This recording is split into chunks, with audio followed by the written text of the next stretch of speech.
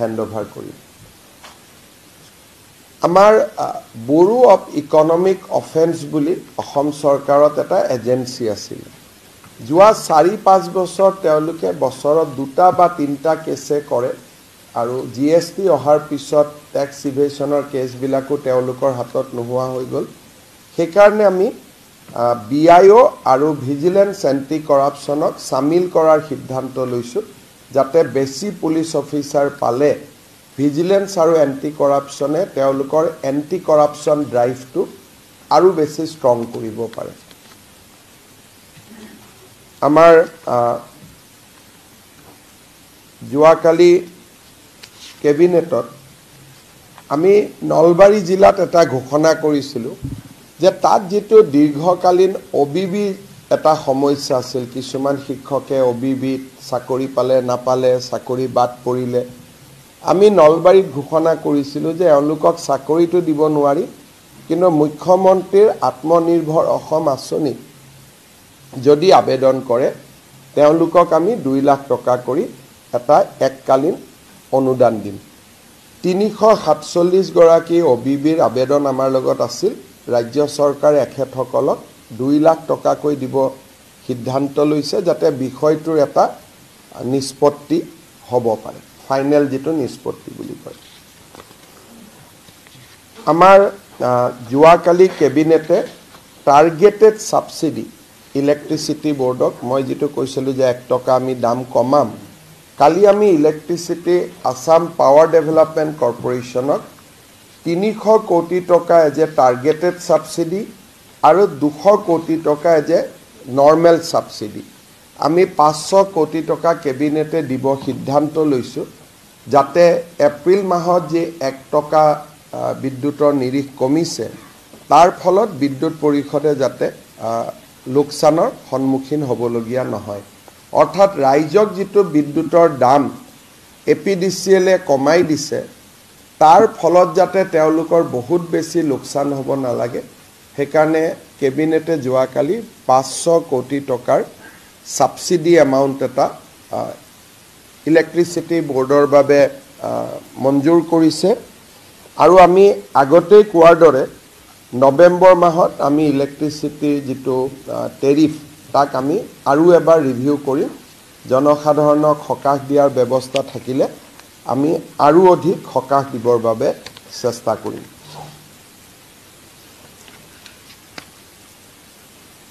যোৱাকালি আমাৰ কেবিনেটে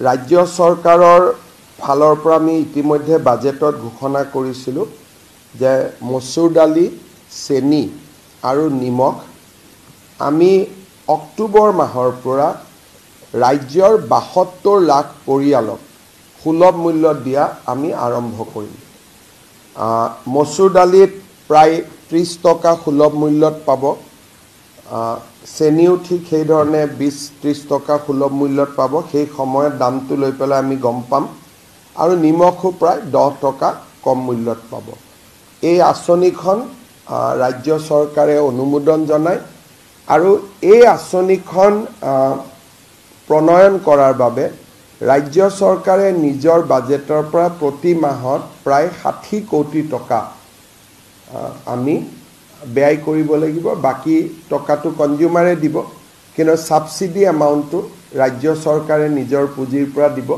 তাৰ ফলত প্ৰায় 50 কোটি টকা প্ৰত্যেক মাহত ৰাজ্য চৰকাৰে যেটো সাবসিডি দিব লাগিব তাক যোৱাকালি কেবিনেটে অনুমোদন জনায় এই গুটেই নাফেড ভাৰত চৰকাৰৰ এটা প্ৰতিষ্ঠান আমি তেওঁলোকৰ পৰা সামগ্ৰীবিলাক কিনিম জিলালৈকে তেওঁলোকে লৈ যাব জিলাৰ পৰা ষ্টেট ওয়্যাৰ হাউচিং কৰ্পোৰেচনে সমবায় সমিতিলৈকে লৈ যাব আৰু সমবায় সমিতি সমূহে ৰেশন কাৰ্ডৰ দোকানলৈকে লৈ যাব ৰেশন কাৰ্ডৰ দোকানে তাত এটা কথা থাকিব যে মই এই মাহৰ টকাটো ললো সাবসিডিটো ঘূৰাই দিব নালাগে নন সাবসিডি এমাউন্টটো চৰকাৰক ঘূৰাই দিব লাগিব যাতে নেক্সট মাহতো আমি এই সামগ্ৰীখিনি পঠাব পাৰো সেইকাৰণে কালি ৰাজ্য চৰকাৰে এটা সিদ্ধান্ত লৈছে যে যিবিলাক ৰেশনৰ দোকানীয়ে গ্যাস আৰু নুমলীগড়ৰ সামগ্ৰী লৈ তেওঁলোকে আন কিছুমান ভেলু এডেড সামগ্ৰী বনাব আৰু এচিট্ৰিক এচিড এনেকুৱা ধৰণৰ কেমিকেল প্ৰডাক্ট বনাব এই উদ্যোগটোৰ বাবেও আমি কালি 750 কোটি টকাৰ কেবিনেটে তেওঁলোকৰ যেটো ইনভেষ্টমেন্ট প্ৰপ'জেল তাক আমি অনুমোদন দিছো গোৱালপাৰা জিলাত মাটিয়াত কোহিনুৰ পাল পেপাৰ লিমিটেড আৰু RPN speciality private limited Kohinoor পাল পেপাৰ লিমিটেডে 981 কোটি টকা ব্যয় কৰিব আৰু আৰপিএন স্পেচিয়েলিটি পেপাৰ প্ৰাইভেট লিমিটেডে 827 কোটি টকা ব্যয় কৰিব এই দুইটা প্ৰস্তাৱত কেবিনেটে অনুমোদন জনাইছে ইউফ্লেক্স নামৰ এটা কোম্পানী তেওঁলোক মাটিয়াতে বহিব ইভি বেটাৰীৰ কম্পোনেন্ট বনাব তেওঁলোকে 378 কোটি টকা ব্যয় কৰিব তেওঁলোকৰ প্ৰস্তাৱটো কেবিনেটে সন্মতি জনাইছে এছকেজে ক্লিন এনভাইৰনমেন্ট ভেঞ্চাৰ লিমিটেড এখেতসকলে মিনাৰেল ৱাটাৰৰ বটলবিলাক যি ৰাস্তাই ঘাটে পৰি থাকে এইখিনিক তেওঁলোকে ৰিসাইকেল কৰি আমাৰ প্ৰদূষণৰ পৰাও কিছু পৰিমাণে ৰেহাই দিব আৰু ইয়াক নতুন এটা প্লাষ্টিকলৈকে ৰূপান্তৰ কৰিব তেওঁলোকৰ 137 কোটি টকাৰ প্ৰকল্প কেবিনেটে অনুমোদন দিছে ব্ৰহ্মপুত্ৰ বিৰৰি বুলি এটা টিহুত তেওঁলোকে আমাৰ লিকাৰ ৰিলেটেড এটা ইণ্ডাষ্ট্ৰি কৰিব 167 কোটি টকা কেবিনেটে অনুমোদন দিছে সিস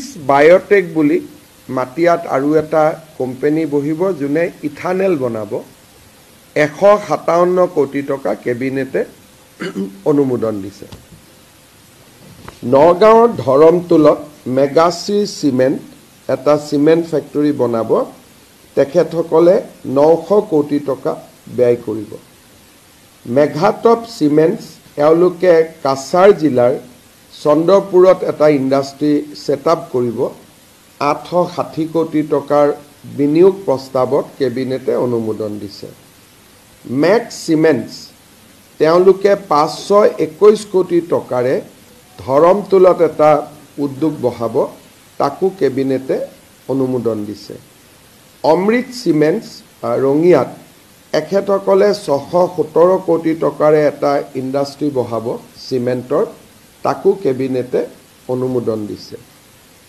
দ্বিতীয়তে দুখন হোটেল এখন জাগিৰোডত টাটাই তাজ গেটৱে বনাব বিমানটাতকৈ ওপৰত জাগিৰোডত যিখন গেটৱে হোটেল বনাব তাতো কেবিনেটে অনুমোদন দিছে আন এটা শৈলজা সংগম লিমিটেড বুলি তেওঁলোকে গুৱাহাটীত এখন মেৰিয়ট হোটেল বহাব এই প্ৰস্তাৱটো 137 কোটি টকা কেবিনেটে অনুমোদন দিছে এই গোটেইখিনি যদি আমি চাবলৈ যাওঁ যোৱাকালি কেবিনেটত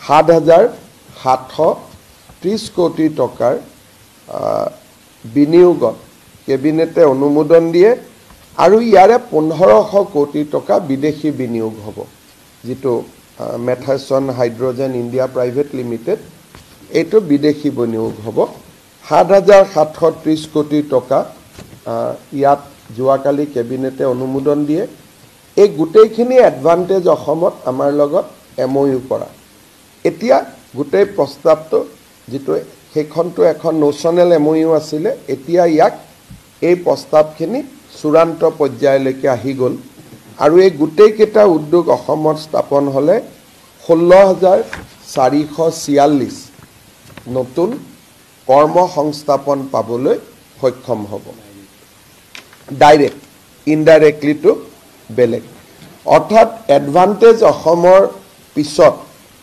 আমাৰ বহুত কেইটা কাম হ'ল ইয়াৰ ভিতৰত যোৱাকালি কেবিনেটে এডভান্টেজ অসমতে নীতিন গাডকাৰী ডাঙৰীয়াই ঘোষণা কৰা আমাৰ এটা ডাঙৰ কাম প্ৰধানমন্ত্ৰী ডাঙৰীয়াৰ দ্বাৰা আমি কৰিব পাৰিলো ইনফেক্ট দুটা কাম হ'ল যোৱা 3 মাহত প্ৰথম কামটো যে আমাৰ নামৰূপত ফাৰ্টিলাইজাৰ প্লান্ট যেটো এডভান্টেজ অসমত ঘোষিত হৈছিল তাক কেবিনেটে অনুমোদন জনালে নামটো সন্মতি জনালে যোৱাবাৰ মই আপোনালোকক কৈছো তাৰো কাম আগবাঢ়িলে দ্বিতীয়তে হ'ল 22,864 কোটি টকাৰে গুৱাহাটী আৰু পঞ্চগ্ৰামক কাছাৰ জিলাৰ পঞ্চিলচৰক সংযোজিত কৰি greenfield access control highway access control মানে কি যে সেই ৰাস্তাটোত অকল শিলচৰত যোৱা গাড়ীহে চলিব পাৰিব মাজত কোনো টাৰ্নিং নাথাকে যে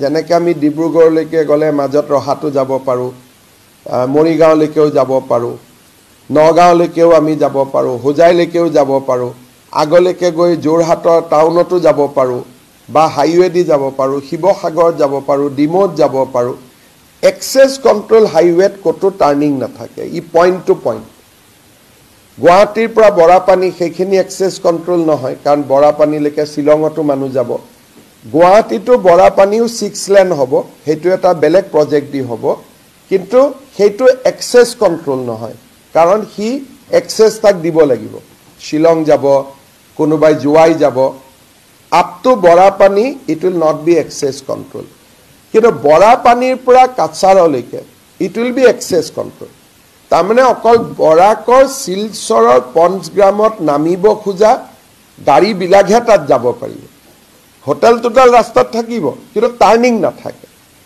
পাহাৰৰ মাজেদি হ'ব টানেল হ'ব 6-7টা টানেল হ'ব সুৰংগ হ'ব পাহাৰখন খান্দি পেলাই মাজেদি যাব গতিকে গাড়ী ৰাইট হেণ্ড লেফট হেণ্ড কৰিব নোৱাৰে য'ত গাড়ী আছে তাতে ৰখাই চাহ ভাত খাব পাৰিব কিছুমান জায়গাত বহিব কিন্তু হি এক্সেছ কন্ট্ৰোল হ'ব বোলে আজি মোৰ মন গ'ল মই মাজৰ ৰাস্তাত ঘূৰি আহোঁ হেতু নহ'ব it will be access control যেনেকৈ Agra Delhi access control highway আছে সো এইটো হ'লে আমি গুৱাহাটীৰ পৰা বৰাপানী 1 ঘণ্টাত গৈ পাম আল্টিমেটলি এই ৰাস্তাটো 6 ৱে হ'ব এটা এটা বেলেগ প্ৰজেক্টত আহি আছে Guwahati to Barapani to Cachar it will take 5 hours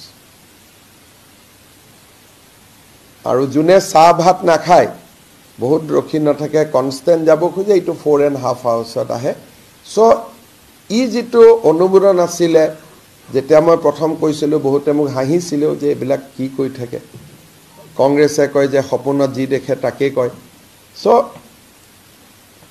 মই যে ভাল ভাল সপোন দেখো আৰু ভগৱানে সাহসও দিয়ে কনভাৰ্ট কৰাৰ কাৰণে গতিকে এই এটা কাম ডাঙৰ কাম এটা হৈ গ'ল কালি কেবিনেটে প্ৰধানমন্ত্ৰী নৰেন্দ্ৰ মোদী ডাঙৰীয়াক ইয়াৰ বাবে ধন্যবাদ জনাইছে ইয়াৰ ইকোনমিক বেনিফিট ভাৰত চৰকাৰৰ খুব কম হ'ব কাৰণ ইমান ট্ৰাক নাপাব 22,000 কোটি টকাৰ ইনভেষ্টমেন্টৰ বিপৰীতে so it is a big investment এতিয়া বৰাক উপত্যকাত 3টা ৰাস্তা হ'ব জুৱাই দি অহা ট্ৰেডিশ্যনেল ৰাস্তাটো থাকিব হাফলঙৰ ৰাস্তাটো অহা বছৰৰ ভিতৰত কমপ্লিট হৈ যাব and this will be access control যেটো হাফলঙলৈকে শিলচৰ পৰা আহিব তেওঁলোকে সকলো গুৱাহাটীত নাহিবও পাৰে তেওঁলোক হাফলঙত যাব পাৰে কোনোবাই হাফলঙৰ পৰা লামডিং আহিব কোনোবাই আৰু ওচৰত গাঁও আছে সেই গাঁৱত আহিব কিন্তু এইটো ৰাস্তাত আহিলে হি বৰাপানী আহিব লাগিব বা বৰাপানীত আহিলে হি কাছাৰে নামিব পাৰিব হি মাজত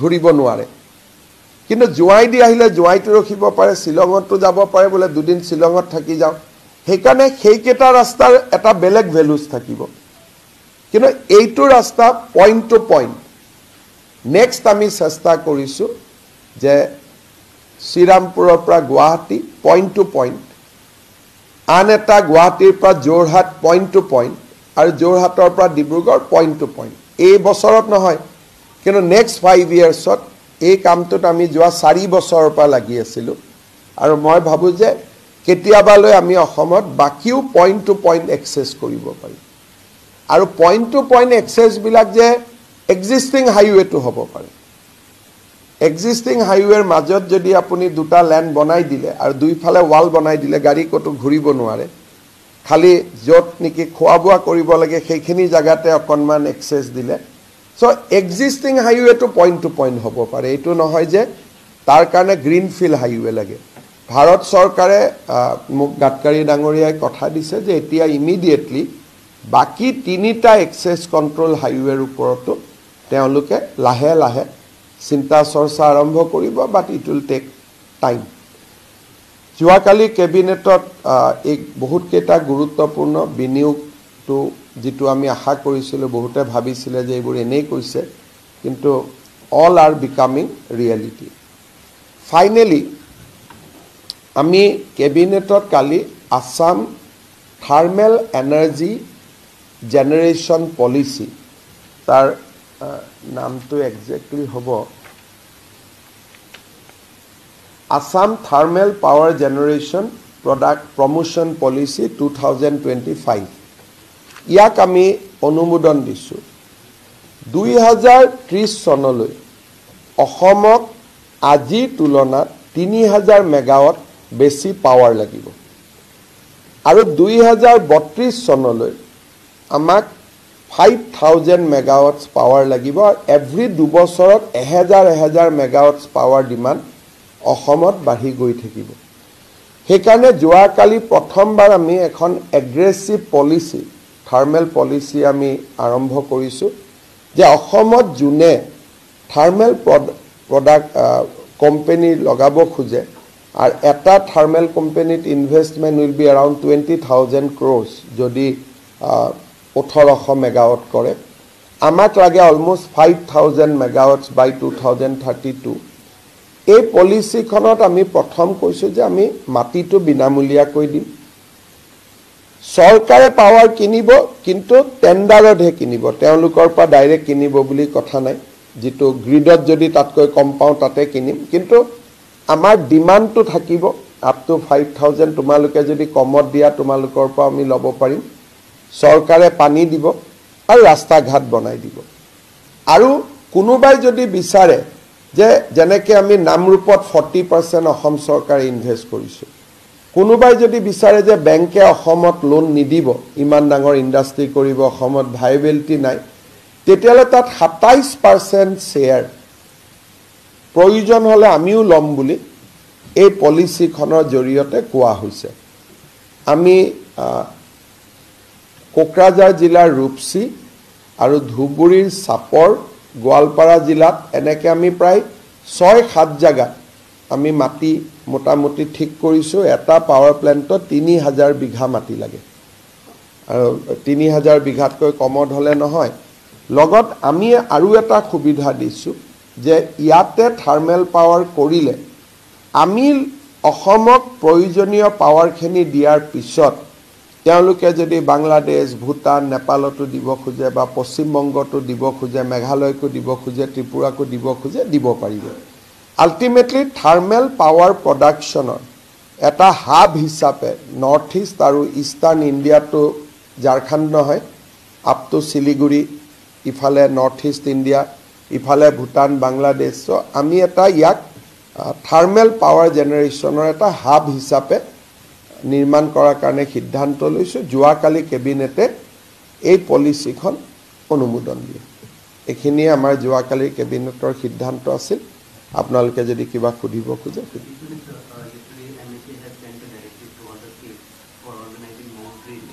Today, Home Secretary as of now is in VC with Chief Secretary. So once he gets the direction, we will be able to notify them. So at present, the VC is going on.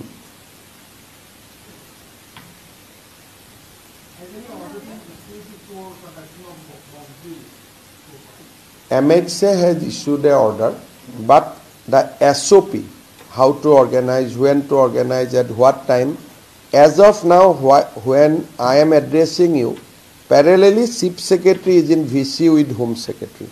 All the 18 state Chief Secretary is in VC with Home Secretary. So detailed SOP will come to know after the VC is over.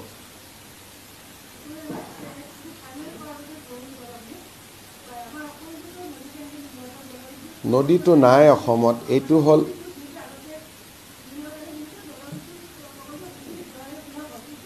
আমাৰ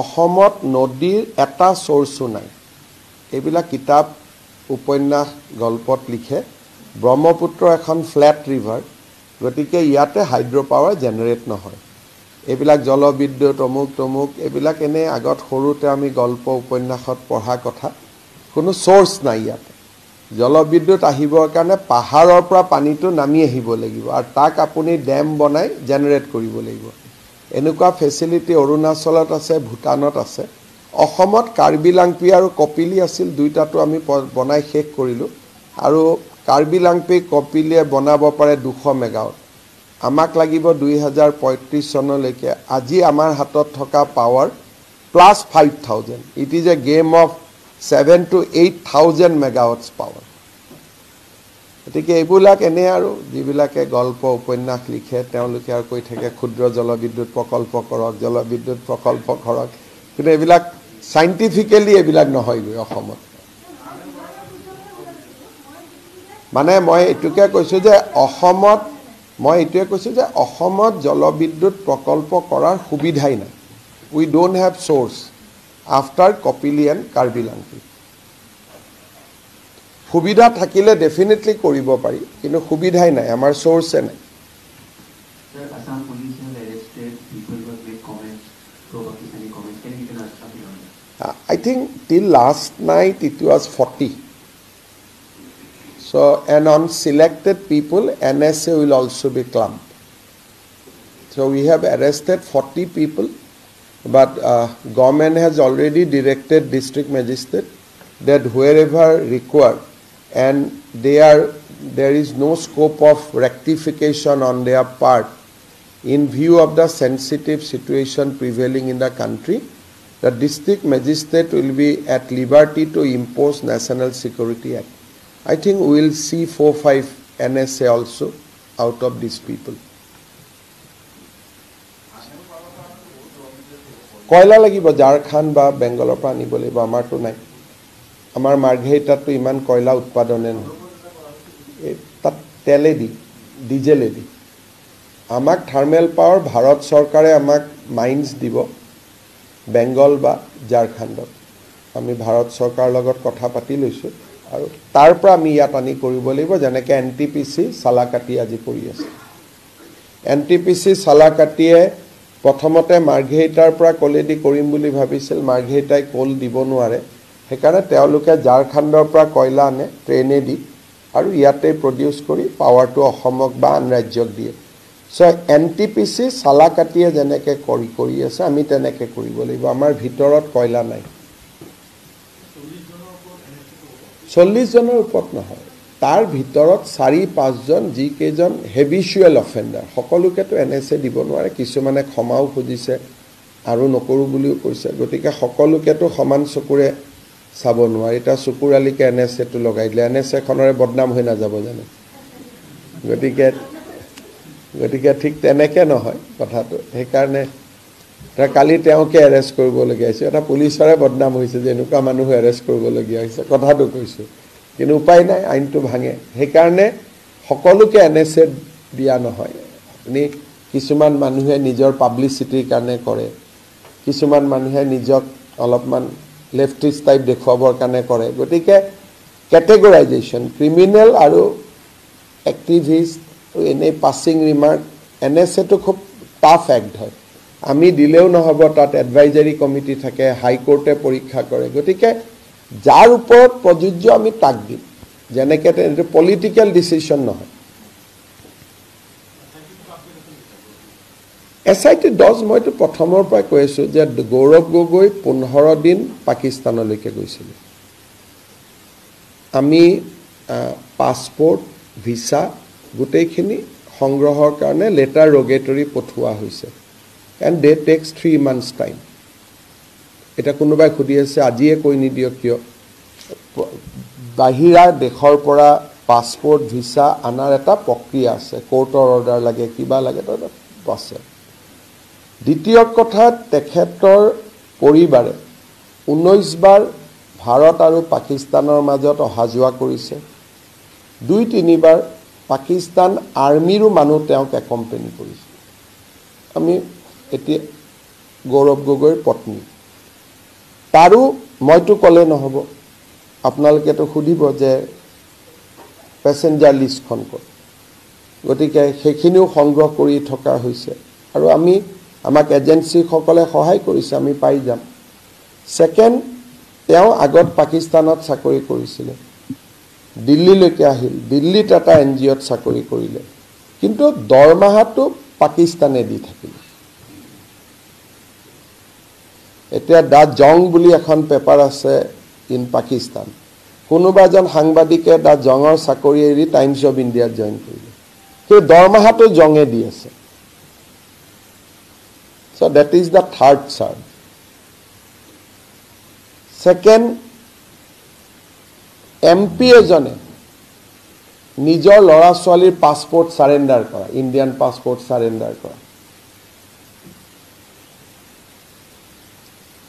মোৰ লগত আছে Indian passport আৰু মই 2021 চনত সাৰেন্ডাৰ কৰিছো আৰু সহি মাৰিছো মই নিজেই পৰিবাৰেও সহি মাৰা নাই MP জনে সহি মাৰিছে তাৰো কাগজ আমি পাই যাম এটা গুটেখিনি কথা মই আজিও কৈ দিব পাৰো কাৰণ তথ্যখিনি আহিছে কিন্তু ইয়াত ধৰক আপোনালোকৰ মিডিয়াত বহুত তেওঁৰ প্ৰতি সফট কৰ্নাৰ থকা মানুহ আছে গতিকে প্ৰমাণ নহলে তো মুকে গালি গালাজ কৰিব আপোনালোকে আৰু তাৰ এই ভ্ৰমণৰ পিছতে গৌৰৱ গগৈয়ে 90 জন ডেকা লৰা ছোৱালীক পাকিস্তান এম্বাসিত লৈ গৈছিল ফৰ ৰেডিকেলাইজেশ্যন তেওঁলোকৰ ভিতৰতো 2-4 জনে ষ্টেটমেন্ট দিছে যে আমাক বেলেগ এম্বাসিত লৈ যাম বুলি তাতে লৈ গ'ল এটা 90 জনৰ গ্ৰুপটো দেখিছে ফটোত তাৰ ভিতৰত কেইবাজনেও আমাক ষ্টেটমেন্ট দিছে যে আমাক কোৱাই নাছিল তাত লৈ যাম বুলি তাৰ পিছত পাৰ্লিয়ামেন্টত প্ৰ Pakistani question so it is a Sukur আলীতকৈ ডাঙৰ অভিযোগ গতিকে সুকুৰ আলীক যদি এৰেষ্ট হয় বাকিও এৰেষ্ট হয় যদি তথ্যবিলাক ঠিক ঠাক থাকে কাৰণ পাকিস্তানৰ লগতো কম্প্ৰমাইজ নহব এটা কোনবাই কৈছে পাকিস্তান যোৱাটো অপৰাধ নেকি সো এই কথাটো মই ৰাহুল গান্ধীৰ মুখৰ পৰা শুনিব খুজিছো যে এবাৰ যদি ৰাহুল গান্ধীয়ে কৈ দিয়ে যে পাকিস্তান যোৱাটো অপৰাধ নহয় তেলে দুধ কি দুধ পানী কি পানী হৈ যাব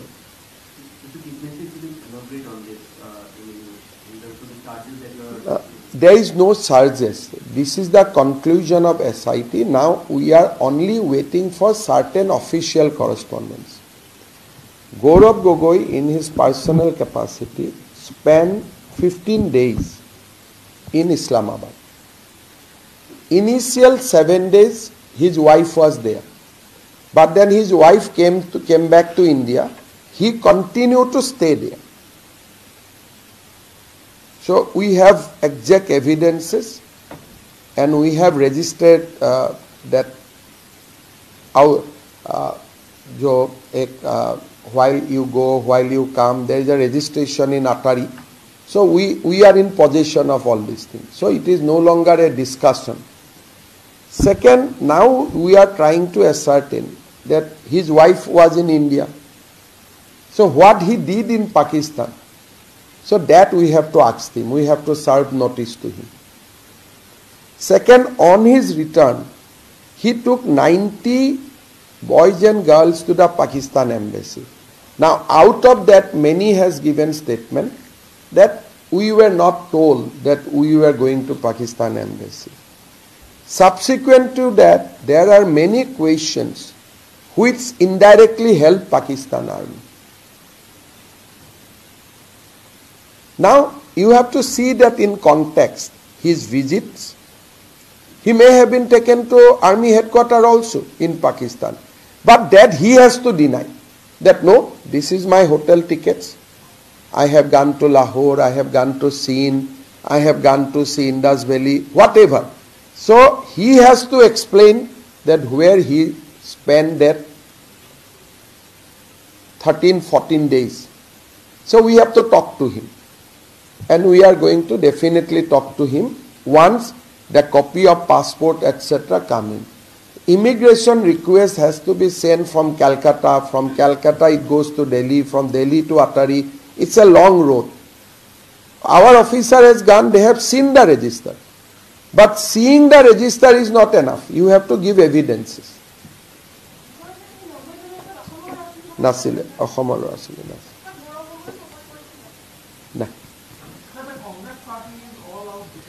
Now, Congress party is saying in 2-3 voices. Once, Gaurav Gogoi has not said that I am going to Pakistan, I have gone to Pakistan. That Congress people are exposing him that going to Pakistan is not a crime. So, there is a rivalry between two factions. People like Bhupen Bora, Ripun Bora, Debabrata Saikia, Akhil Gogoi, in the name of defending Gaurav Gogoi, actually exposing Gaurav Gogoi. That yes, he was there. So these are the, nobody is defending him. It is just the outcome of Congress internal rivalry. They are exposing more than me. One person has said they have prepared a post that no, he has gone through Atari. Next day he said it is a Photoshop. But you don't have to require photograph. His signature is there when he crossed the Atari border. So we are going to have all these documents in our possession.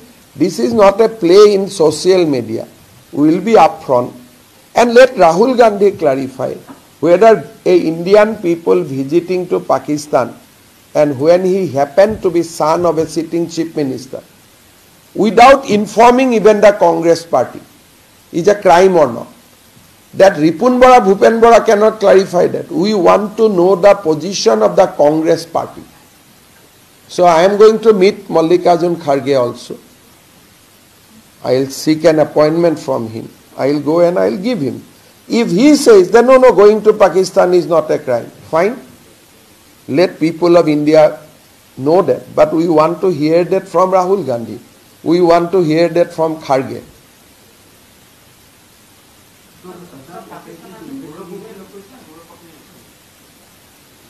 Pakistan Army and wife of that MP has a good relation, and we have evidence on that. And we have clear evidence on that.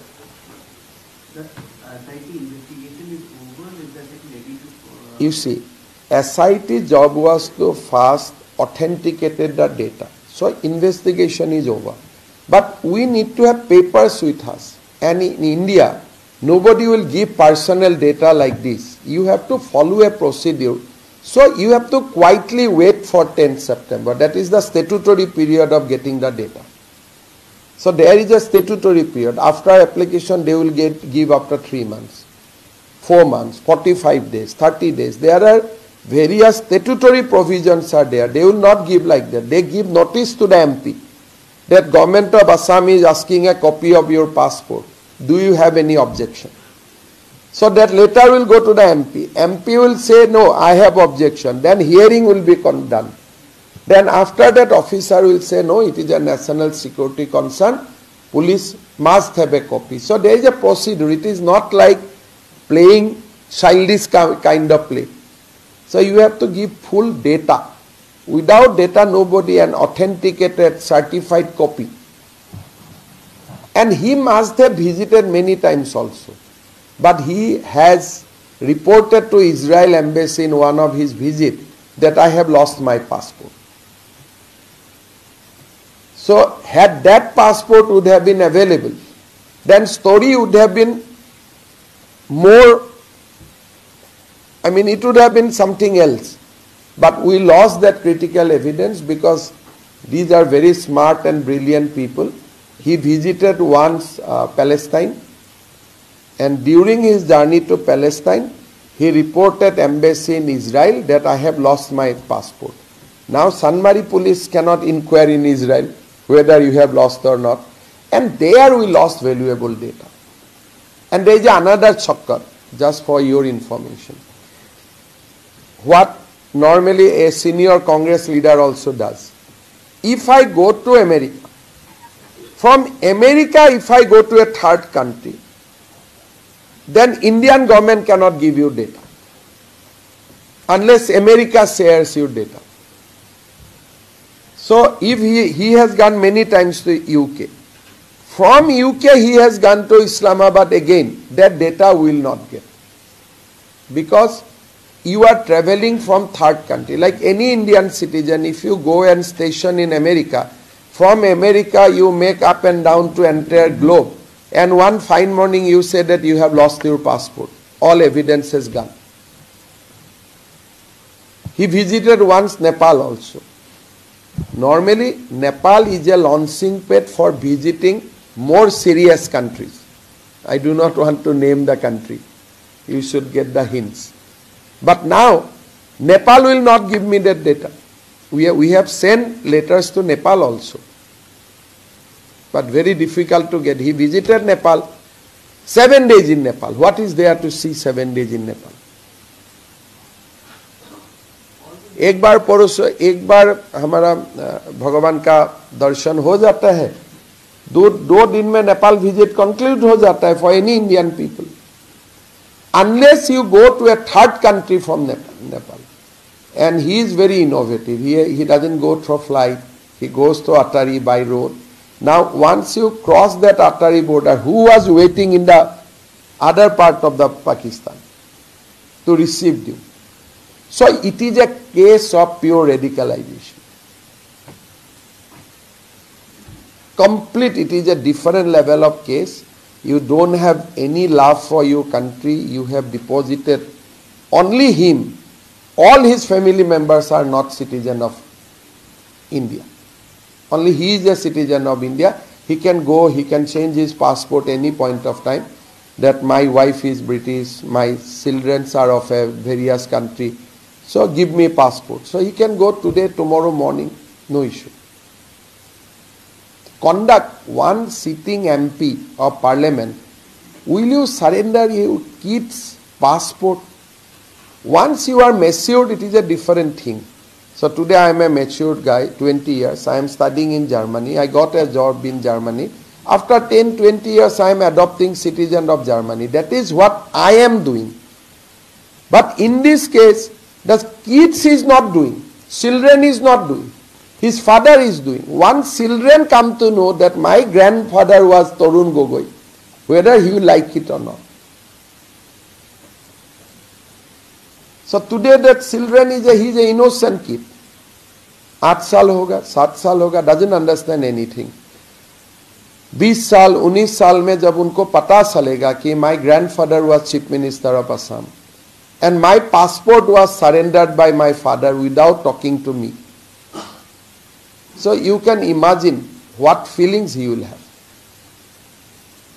So you have morally you did wrong, legally you did wrong, and Assam government has limited option. We cannot go, we cannot, he's MP, we cannot charge his phone, we cannot ask his private data, telephonic conversation. But once we hand over the case to central agency, they will have a more space to play around. So this will be, we are going to take it to a very, very logical conclusion.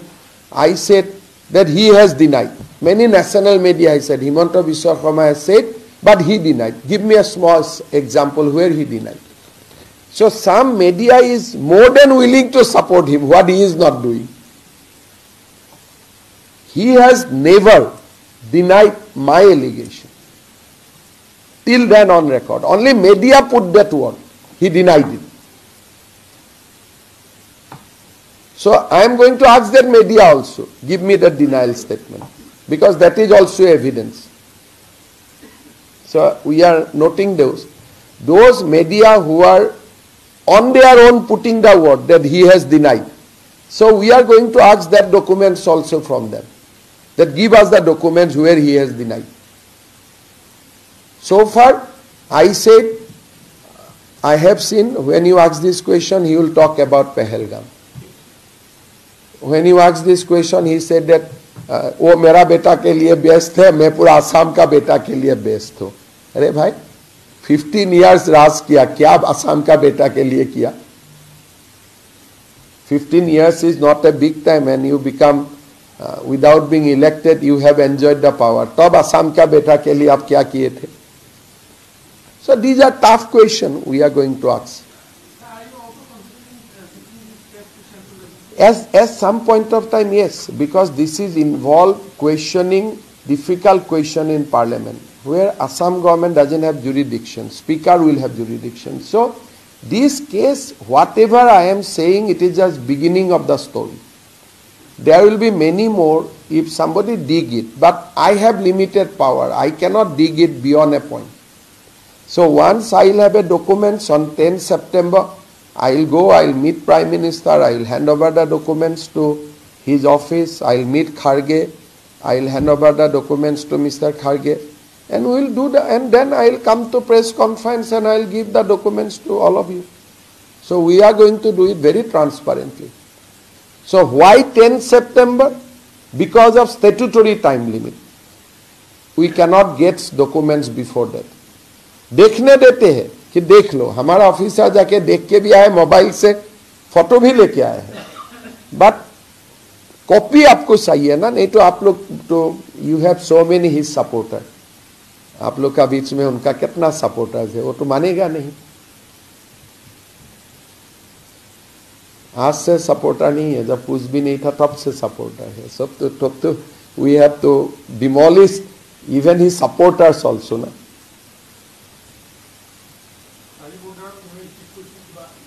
সেইটো তেওঁ ক'ব লাগিব না, তেওঁক যেতিয়া আমি notice দিম তেওঁতো ক'বই লাগিব. সেইখিনি ক'ব নোৱাৰোঁ, সেইখিনি চব যিখিনি মই অথেণ্টিকেলি ক'ব নোৱাৰোঁ মই নকওঁ. ইজৰাইলত পাছপৰ্টখন হেৰাই দিলে, চ' উই লষ্ট এভিডেন্সেছ, মই এইটো কৈছোঁ. নহ'লে পাছপৰ্টখন আমি যদি খুজি ল'লোহেঁতেন বহুত বস্তু আমি আৰু পালোহেঁতেন, আৰু পাছপৰ্ট তেওঁ দিব লাগিলেহেঁতেন if we would have given notice. কিন্তু এতিয়াতো দি লাভ নাই. আৰু বাকীটো মই জানোৱেই ক'ত গৈছিল কি যোৱা নাই. ইণ্ডিয়াৰ পৰা যোৱাখিনিতো মই জানোৱেই, মই ক'লোৱেই যে নেপাল গৈছিল, ইছলামাবাদ গৈছিলে.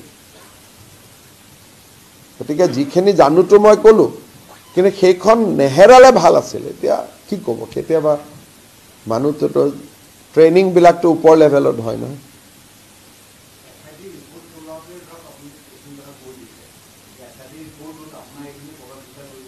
প্ৰভাৱ বিস্তাৰটো কৰিবই লাগে, কাৰণ মই চন্দ্ৰটো পূবৰ পৰা ওলাই বুলিহে কৈছোঁ. যদি মই কিবা নতুন কথা ক'লে তেনেহ'লে চন্দ্ৰটো পূবৰ পৰা ওলাই বুলি কোৱাটো প্ৰভাৱ বিস্তাৰ কৰিবই লাগে, কাৰণ সূৰ্যটো আমাক সকলোকে পোহৰ দিয়ে. কিন্তু মই ক'লেতো নহ'ব না, ডকুমেণ্টছ দিব লাগিব SIT-য়ে, মইতো ক'বহে পাৰোঁ. দিনৰ পিছত ৰাতি হয়, এইটো হিমন্ত বিশ্ব শৰ্মাই ক'ব পাৰে, চন্দ্ৰই ক'ব পাৰে. বেচিকেলি আপোনালোকৰ দৰে মানুহৰ কাৰণে 10 ছেপ্টেম্বৰলৈকে ৰখিছোঁ, কাৰণ you have lot of sympathy. আমাৰ দৰে মানুহৰ দিনে ৰাতিয়ে কৰি থাকোঁ, আমাৰ কাৰণে কাৰো মনত সৰু দুখ এটাও নাহে. কিন্তু আপোনালোকৰ কাৰণে কিমান, এনেকুৱা ৰজাৰ পৰিবাৰ হ'লে কিমান দুখ থাকে আপোনালোকৰ. আমাৰ দৰে মানুহ দিনে ৰাতিয়ে ইটোৰ পিছত সিটো, আপোনালোকৰ মানুহজনে কৰি আছে, খাইছেনে নাই, আপোনালোকেতো আমাৰ কাৰণে চিন্তাই নকৰে. কিন্তু ৰজাৰ পৰিবাৰ হ'লে চব চিন্তা কৰিয়ে থাকে নহয় আপোনালোকে. সেইটোৱে আটাইতকৈ ডেমক্ৰেচিৰ দুৰ্বলতা. আৰু কিবা থাকিলে নাই? ধন্যবাদ. দেৱব্ৰত শইকীয়া ভূপেন বৰা জইন কৰাটো নকওঁ. ভূপেন বৰাই কৈছে মই চৰকাৰী গাড়ীত উঠিম, তাৰমানে ইনডাইৰেক্টলি তেওঁ এটা প্ৰস্তাৱ বুলি ভাবিব পাৰোঁ. দেৱব্ৰত শইকীয়াইটো কোৱা নাই, গতিকে মই দেৱব্ৰত শইকীয়াৰ ওপৰত কমেণ্ট নিদিওঁ. কিন্তু ভূপেন বৰাই বাৰে বাৰে কয় ইয়াৰ পৰা মই দিছপুৰতহে যাম, কয়নে নকয়? যেতিয়া দিছপুৰত কেনেকৈ যাব পাৰিব? দিছপুৰতো বিজেপি থাকিব. গতিকে ভূপেন বৰাটো অলপ ইংগিত ইংগিত যেন আপুনি ধৰিব পাৰে, অলপ অলপ, ডাইৰেক্ট নহয়. কিন্তু দেৱব্ৰত শইকীয়াৰ পৰা কোনো আমি ইংগিত পোৱা নাই. এনে কথা পাতি থাকে আমাৰ মানুহবিলাকৰ লগত, যদি তাতে কিবা ইংগিত আছে মই নাজানো.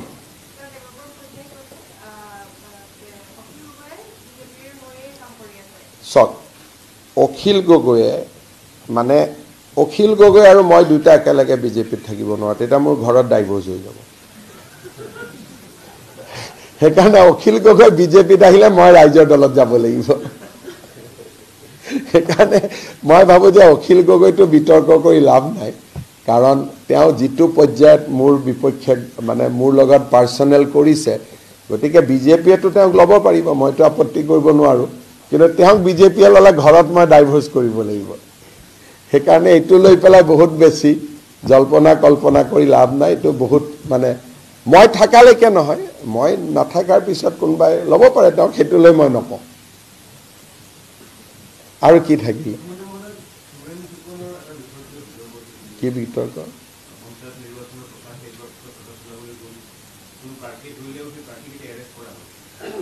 এৰেষ্টটো এনেই পুলিচে কৰিব নোৱাৰে, কিবাটো গ্ৰাউণ্ড থাকিব লাগিব। মই খবৰ লৈ ল'ম আপুনি কৈছে যেতিয়া। কিন্তু পুলিচকতো আজি আপোনালোকে চাওক, একমাহ ধৰি প্ৰচাৰ চলিলে, ক'ৰবাত পুলিচে এটা বিৰোধী প্ৰাৰ্থীক ক'ৰবাত বাধা দিছে নেকি? অসমত বেংগল আৰু অসমৰ তুলনা কৰক। আজি আমাৰ অসমত ইমান ডাঙৰ ইলেকশ্যন হৈ গ'ল, তৃণমূল পৰা জিলালৈকে সকলো পাৰ্টিয়ে প্ৰচাৰ চলালে, সকলো মিটিঙত পাৰ্মিশ্যন দিছে, সকলোতে পাব্লিক আহিছে। এইটোতো ফেষ্টিভেল অফ ডেমক্ৰেচি। গতিকে যদি ক'ৰবাত ডিগবৈত কিবা এটা আছে মই এইটো সুধি ল'ম, কিন্তু ইমান ডাঙৰ ইলেকশ্যন হ'ল, অভিযোগটো ক'তো নায়েই দেখোন। সকলোৱে ধুনীয়াকৈ মিটিং কৰিছে। বেংগলত হ'লেতো কিমান মাৰপিট হৈ গ'ল ধুনীয়া। গতিকে অসমৰ ইলেকশ্যন যিমান শান্তিপূৰ্ণভাৱে হয়, ভাৰতবৰ্ষৰ গিনা চুনা ষ্টেটত ইমান শান্তিপূৰ্ণভাৱে হয়। মই পুলিচক সুধিছিলোঁ পঞ্চায়ত ইলেকশ্যনত কিবা কেছ ৰেজিষ্টাৰ হৈছে নেকি? নায়েই হোৱা তেনেকৈ। সেইকাৰণে মইতো নাভাবোঁ যে বহুত কিবা ইছ্যু আছে, কিন্তু যদি কিবা আছে বিমলে চাব, বিমলে এবাৰ খবৰ ল'বা, Bimal in-charge minister.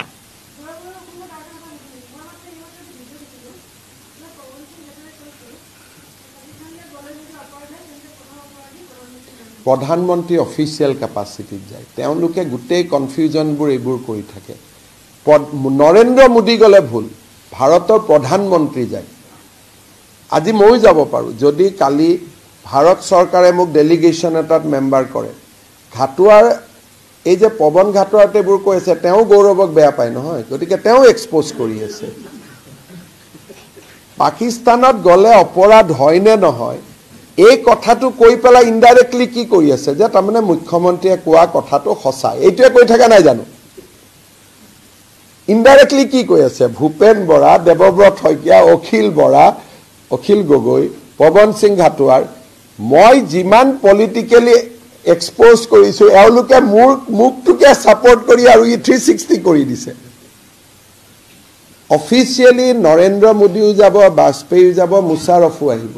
He comes with a official capacity escorted by official. এতিয়া মোৰ ইয়াত যদি কালি পাকিস্তানৰ এম্বেচাডৰে মোৰ এপইণ্টমেণ্ট খোজে, মই এপইণ্টমেণ্ট দিম, কণ্ডিশ্যন দুটা।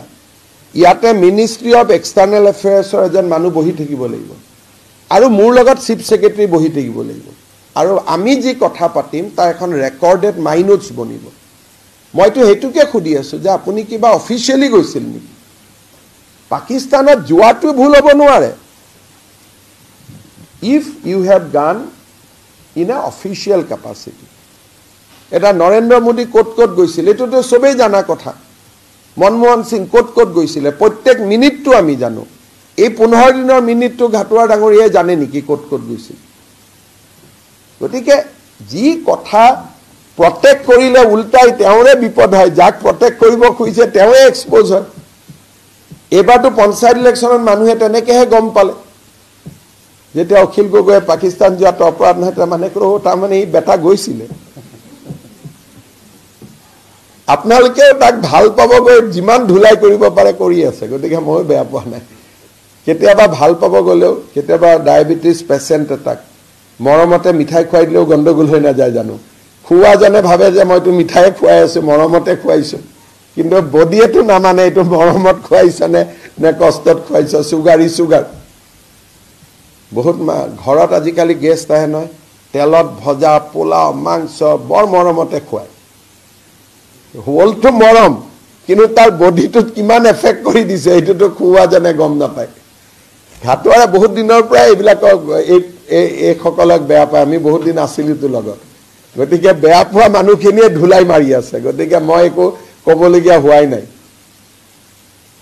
আমি কংগ্ৰেছত যিমান দিন আমি বিসম্বাদ কৰিছোঁ, ঘাটোৱাৰ ডাঙৰীয়াটো বা তেওঁৰ পৰিয়ালটোতো আমাৰ লগতে আছিল। গতিকে তেওঁ কিমান তৰুণ গগৈক ভাল পায়, গৌৰৱ গগৈক ভাল পায়তো আমাতকৈতো কোনেও নাজানে। গতিকে এইবিলাক ধুলাই পৰি আছে। ডাইৰেক্ট ক'ত ইনডাইৰেক্ট থাকিছে, এইটো ডাইৰেক্টে মাৰি আছে।